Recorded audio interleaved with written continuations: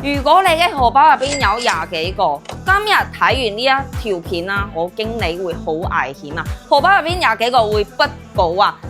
！144平方嘅南北通透頂奢單位啊，單呢個園林已經使咗3000萬去打造。仲係貝爾高林嘅一個園林景觀，每一日行下呢啲景觀園林入邊咧，心情唔靚都唔得啊！做咗一個南北通透嘅設計，單呢個客廳嘅開間都有接近5米啊，全屋都係幫你裝修成呢個頂奢嘅風格，而且用料咧都係特別之好嘅，3七開嘅裝壓門，3星系嘅5合1智能門碼鎖，全屋嘅智能家居系統啊，都係交付標準。呢個廚房咧都會令到你特別中意去煮嘢。對於平時唔中意煮嘢嘅朋友啊，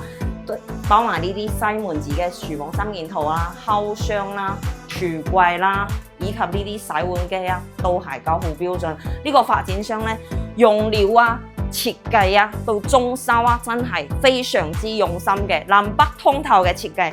夏天你都唔使再開空調啦，返到我哋休息區感受一下，包埋呢啲護牆板，全屋嘅中央冷氣都係交付標準。公共洗手間帶有杜拉維特嘅智能馬桶啊、衛浴都係交付標準。爹哋媽咪房啊、兒童房啊，都係同樣蒙住3000萬打造嘅園林景觀。呢個主人房我真係越睇越中意啊！點解呢？只單擺低張2米嘅床，仲可以做到3邊6床位，帶咗主人房嘅陶瓷浴缸都係俾到你，仲送咗一個主人房嘅衣帽間俾到你，女主人係絕對唔可以拒絕嘅。呢度行路去到3號園店咧，都係只需要10分鐘嘅時間就可以搞掂啦。樓下仲有16萬平方嘅商業街啦，仲有業主樓巴可以返到香港以及澳門啦，都有巴士可以去到